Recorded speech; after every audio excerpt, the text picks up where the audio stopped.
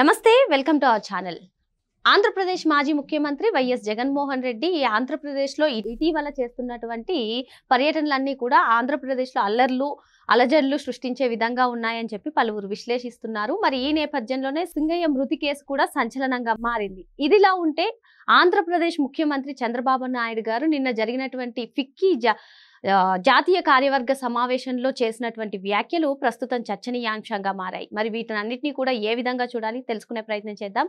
దీన్ని విశ్లేషించడానికి మనతో పాటుగా ఉన్నారు పొలిటికల్ అనలిస్ట్ అంకంరావు గారు.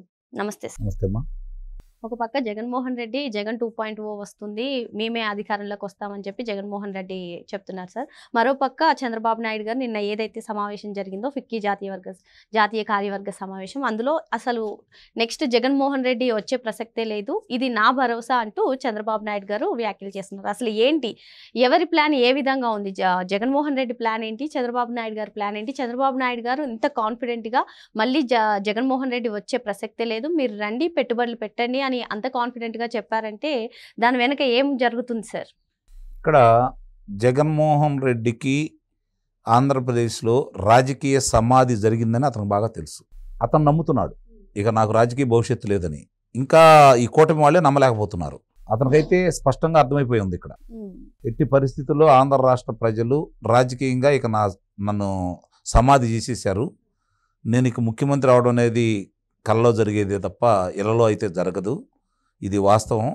ఎందుకంటే మనం ఏం చెప్పాలనుకున్నామో, ఏం చేయాలనుకున్నామో, ఈ ప్రభుత్వాన్ని ఈ పనులు చేయట్లేదని విమర్శించాలనుకున్నామో, ఏ ధైర్యంతో మనం ఉన్నామో అవన్నీ ఇక్కడ నీరు గారిపోతూ ఉన్నాయి. నేను ఇన్ని అప్పులు చేశాను, ఆస్తులు మొత్తాన్ని తాకట్టు పెట్టించాను, తాకట్టు పెట్టడానికి ఆస్తులు లేవు, ఇన్ని అప్పులు చేశాను, ఇక జాతీయ స్థాయిలో మనకు అప్పులు పుట్టవు, విదేశీయాల నుంచి పెట్టుబడులు రావు, కాబట్టి ఈయన పనులు చేయలేడు, ప్రజలు తిరగబడతారు, మళ్ళీ నా కళ్ళే వస్తారు అని అతను కళ్ళగన్నాడు. కానీ ఇక్కడ చూస్తూ ఉంటే ఒక్కోటి చేసుకుంటూ వెళ్ళిపోతున్నారు. దీపం పథకాన్ని పూర్తి చేసేసారు. అతను బాగా ఆశలు పెట్టుకుంది, బాగా నమ్ముకున్నది అప్పుడు అతనికి అమ్మఒడి, ఇప్పుడు తల్లికి వందనం. ఎట్టి పరిస్థితుల్లో కూడా ఇది ఇవ్వలేరు, మామూలు విషయం కాదు, 10,000 కోట్ల రూపాయల దాకా అవుతుంది, ఇతని దగ్గర ఇంత డబ్బులు ఎలా ఉంటాయి, కాబట్టి ఇది జరిగే పరిస్థితి కాదు అని చెప్పని అతను భావించాడు. కానీ ఈరోజు ఒకేసారి 1 సంవత్సరం ఆలస్యమైన వేసి అందరి ఖాతాలో జమ చేసేసి ఈరోజు ఎంతమంది పిల్లలు ఉంటే అంతమందికి ఇచ్చారు. గతంలో ఒక పిల్లాడికి ఇవ్వడానికో చచ్చిపోయాడు ఆయన, రెండో వాళ్ళకి ఇవ్వలేదు. కానీ ఇలా అలా కాదు, మొత్తానికి ఇచ్చేశారు. ఎంతమంది ఉంటే అంతమందికి ఇచ్చేశారు, 6 దాకా ఇచ్చేశారు. అంతకంటే అధికంగా ఎక్కడన్నా ఉన్నారు అంటే వాళ్ళ గురించి విచారించేసి వాస్తవమా కాదా అని చెప్పి ధృవీకరించుకున్న తర్వాత వాళ్ళ ఖాతాలో వేయమని చెప్పని అక్కడ ఆపారు.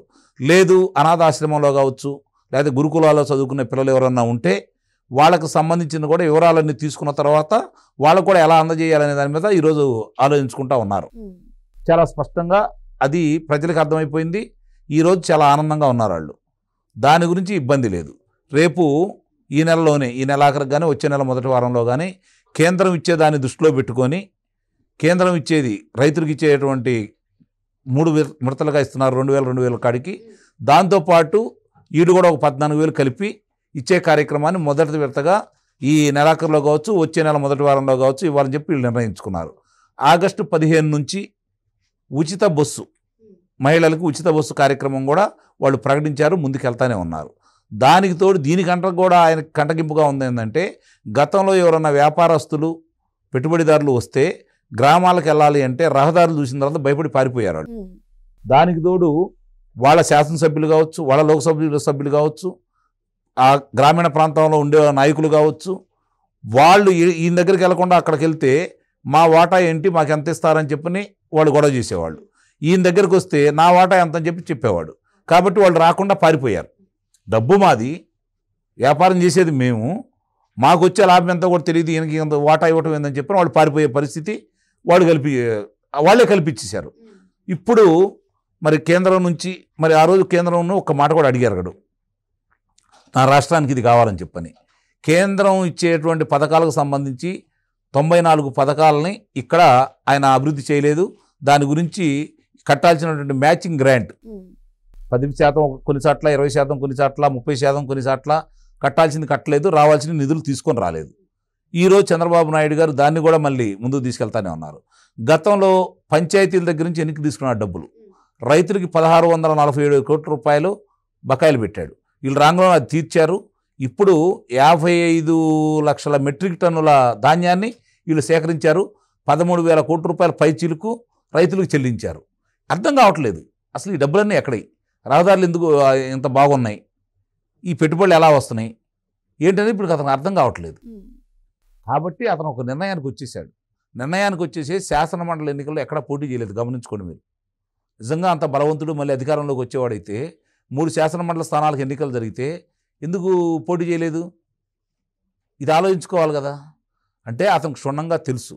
అతనికి ఏందంటే తన మీద వస్తున్నటువంటి అభియోగాలు కావచ్చు, మద్యం కుంభకోణం కావచ్చు, జత్వానీ విషయం కావచ్చు, ఇప్పుడు సింగయ్య విషయం కావచ్చు, వీటి నుంచి ఎలా తప్పించుకోవాలి, కాలయాపన ఎలా చేయాలి, అదుపులో వాళ్ళు తీసుకోకుండా ఏ విధంగా అడ్డుకట్ట వేయాలి, దానికోసం మా శ్రేణులను ఏ విధంగా రెచ్చగొట్టాలనే కార్యక్రమంలో ఉండాడే తప్ప మళ్ళీ అధికారంలోకి వస్తామన్న ఆలోచన అయితే అతనికి లేదు.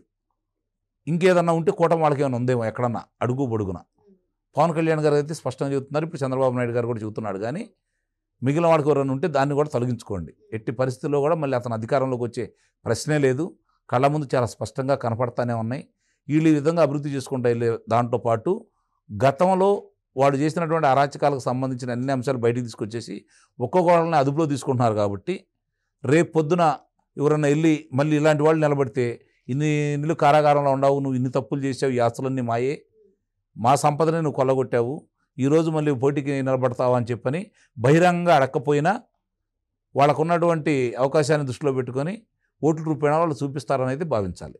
సార్ ఇక్కడ ఇంకొకటి సార్, మీరు అన్నట్టుగానే ఇప్పుడు కూటమి ప్రభుత్వం అధికారంలోకి వచ్చిన తర్వాత అభివృద్ధి సంక్షేమంతో ముందుకెళ్తుంది. కానీ ఏ కార్యక్రమానికి శ్రీకారం చుట్టినా సరే జగన్మోహన్ రెడ్డి ఆంధ్రప్రదేశ్లో అల్లర్లు సృష్టించడానికి తెరలేపుతున్నారు సార్. మరి ఇప్పుడు కూడా ఈ సింగయ్య కేసును కూడా మరో డైవర్షన్ పాలిటిక్స్కి తెరలేపి రీకాల్ ది చంద్రబాబుస్ మేనిఫెస్టో అంటూ పలు కార్యక్రమాలకు శ్రీకారం చుడుతున్నారు. వీటన్నిటినీ కూడా కూటమి ప్రభుత్వం సమర్థంగా ఎదుర్కొంటుందంటారా?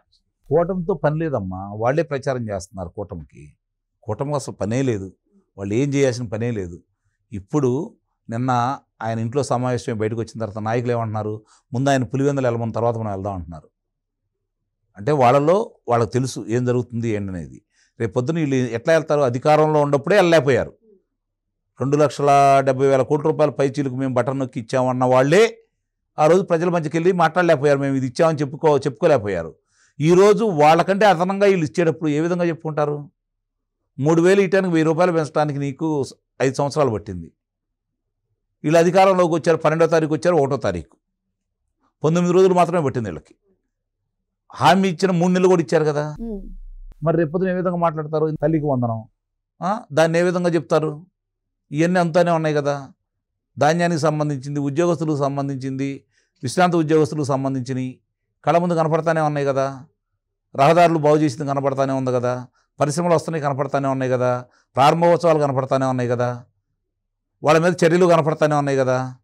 ఇంకేం మాట్లాడతారు వాళ్ళు, ఏం చెబుతారు వీళ్ళు? ప్రజలు అడిగేదానికి సమాధానం వీళ్ళ దగ్గర ఎలా ఉంటుంది? అతను చెబుతాడు తప్పించుకోవాలని. అసలు సింగయ్య విషయం కాడికి వచ్చే తలికి ఇంత రాధాంతం చేయాల్సిన అవసరం అయితే లేదు కదా. అతను భయపడిపోతున్నాడు, దీన్ని అడ్డం పెట్టుకొని నన్ను ఎక్కడ అదుపులో తీసుకుంటారో అని చెప్పని. అట్లా ఆలోచించే వ్యక్తులు అయితే కాదు ఈ కూటమి ప్రభుత్వం. ఇది గమనించుకుంటే చాలు. మరి జగన్మోహన్ రెడ్డి తాను అధికారంలోకి ఇక రాలేడు అని గమనించే ఇటువంటి డైవర్షన్ పాలిటిక్స్కి తెరలేపుతున్నారని చెప్పి సార్ చెప్తున్నారు. Thank you sir.